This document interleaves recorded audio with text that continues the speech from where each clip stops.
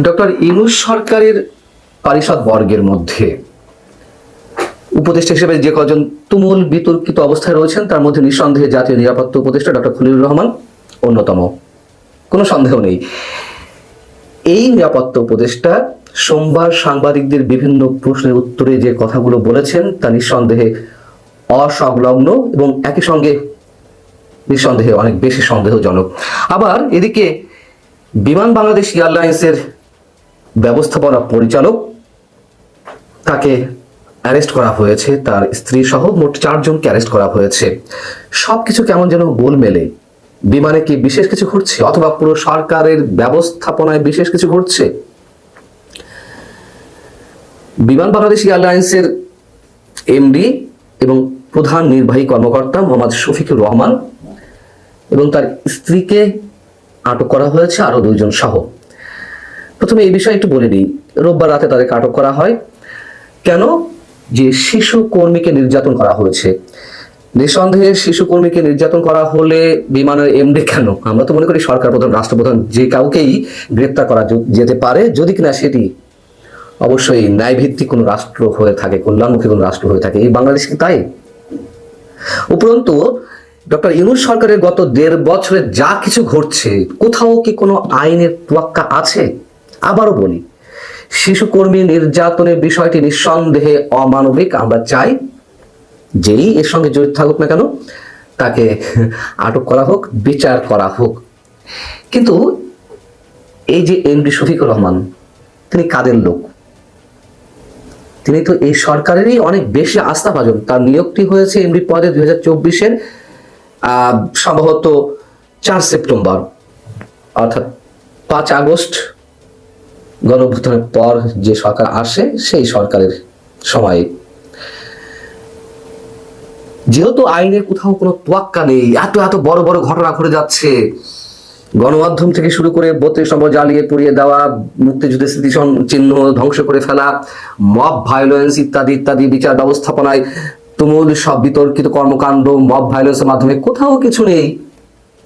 কিন্তু গৃহকর্মী নির্যাতনের অভিযোগে রাতারাতি বিমানের এমডিকে তার স্ত্রী সহ আটক করে ফেলা হলো। আসলে কি ঘটছে আমরা একটা মিলিয়ে নেই। শুধু যে বিমানে কিছু ঘটছে তা তো নয়, সরকারের প্রতিটি মন্ত্রণালয় তো এরকম অস্বাভাবিক সব কর্মকাণ্ড ঘটছে। যেহেতু বিমানের এমডিকে নিয়ে আলোচনার সূত্রপাত এবং জাতীয় নিরাপত্তা উপদেষ্টা ডক্টর খলিলুর রহমানকে নির্বাচনের মাত্র 25 থেকে 26 দিন আগে পরিচালনা পর্ষদে নিয়োগ দেওয়া হয়েছে, অর্থাৎ অন্যতম পরিচালক হিসেবে নিয়োগ দেওয়া হয়েছে।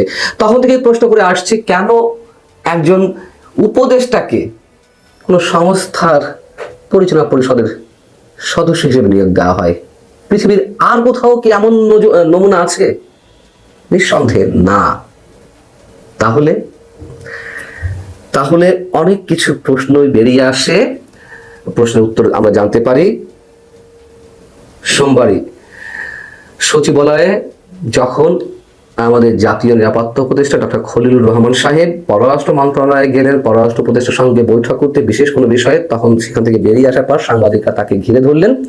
যুক্তরাষ্ট্রের শুল্ক চুক্তিতে শুল্ক কমিয়ে আনার বিষয়ে বা সেটিকে কেন্দ্র করে এই সরকারের মেয়াদের একেবারে অন্তিম মুহূর্তে শেষ সময়ে বিভিন্ন দেশের সঙ্গে যে সরঞ্জাম কেনার, মানে প্রতিরক্ষা সরঞ্জাম কেনাকাটার যে আলোচনা বা কিছু কিছু ক্ষেত্রে বা চুক্তি, যেমন যুক্তরাষ্ট্রের সাথে 14টি বিমান কেনার যে চুক্তির প্রক্রিয়া ইত্যাদি ইত্যাদি অনেক বিষয়ে প্রশ্ন করা হয়।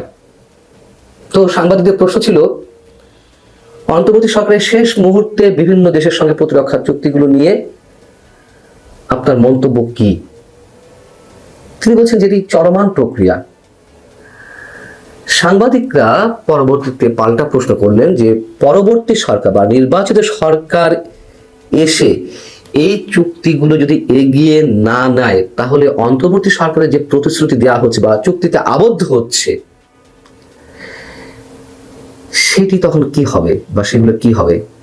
উত্তরে তিনি কি বললেন, এগুলো অনুমান নির্ভর প্রশ্ন। এগুলো অনুমান নির্ভর প্রশ্ন হবে কেন? এই কথাগুলোই তো গত কয়েক মাস ধরে উচ্চারিত হচ্ছে। সরকারের শেষ সময় এসে কেন বড় বড় প্রকল্প নেওয়া হচ্ছে, বিতর্কিত সব চুক্তি করা হচ্ছে, অস্ত্র কারখানা থেকে শুরু করে নানান বিষয়, নানান ধরনের উদ্যোগী ভূমিকা, বিদেশিদের হাতে চট্টগ্রাম বন্দর তুলে দেওয়া, আরো অনেক কিছু। তাহলে নির্বাচিত সরকার এসে বিপদে পড়বে, নাকি এগুলো তারা রিভাইজ করবে? রিভাইজ করতে চাইলে কি চুক্তিবদ্ধ অন্য রাষ্ট্রগুলো মেনে নেবে? খুব স্বাভাবিক প্রশ্ন। এগুলো অনুমান নির্ভর হবে কেন?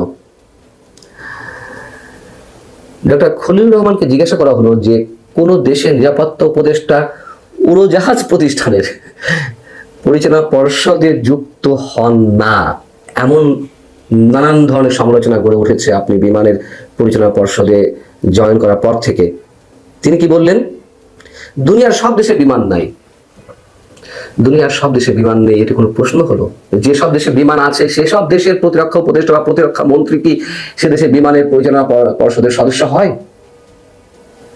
কি ধরনের অসংলগ্ন কথাবার্তা! প্রত্যেকটা প্রশ্নের এগুলোই অনেক বেশি সন্দেহের সৃষ্টি করছে আমাদের। বিমানে তিনি যখন পরিচালক হিসেবে নিয়োগ পেলেন সম্ভবত জানুয়ারির 15 তারিখে, আর নির্বাচনটা হচ্ছে 12 ফেব্রুয়ারি, 26 দিন আগে বলতে গেলে। তখনই তো নানান ধরনের প্রশ্ন উঠেছিল।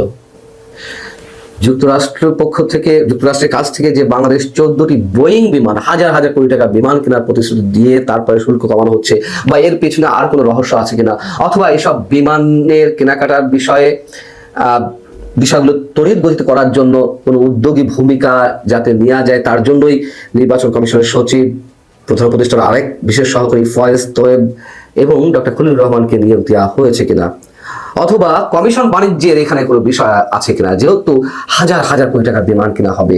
এর পাশাপাশি প্রতিরক্ষা সংক্রান্ত যে নানান সরঞ্জাম কেনাকাটার কথাবার্তা হচ্ছে, চুক্তি প্রক্রিয়া এগিয়ে যাচ্ছে, এগুলোর ভিতরে অন্য কিছু আছে কিনা। যেমন আমি যদি আপনাদেরকে উদাহরণ হিসেবে তুলে ধরি কিছু ঘটনা, চুক্তি সংক্রান্ত কিছু বিষয়।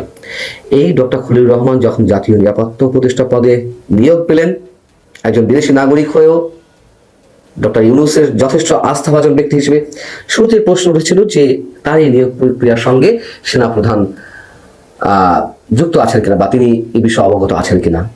তার অনেক প্রশ্ন উত্তর বেরিয়ে এসেছিল, এবং তাকে কেন্দ্র করে আমাদের সেনাবাহিনীর সঙ্গে ডক্টর ইউনূস সরকারের একটা দূরত্ব যে আগে থেকে ছিল সেটি আরো গভীরতর হলো।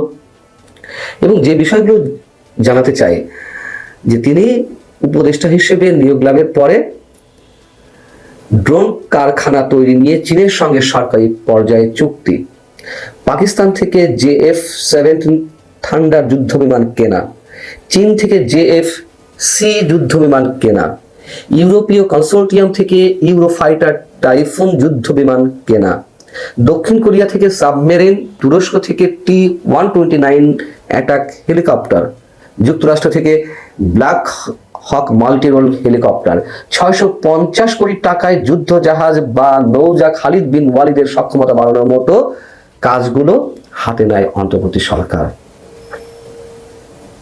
কি হতে যাচ্ছে আসলে, কি হবে?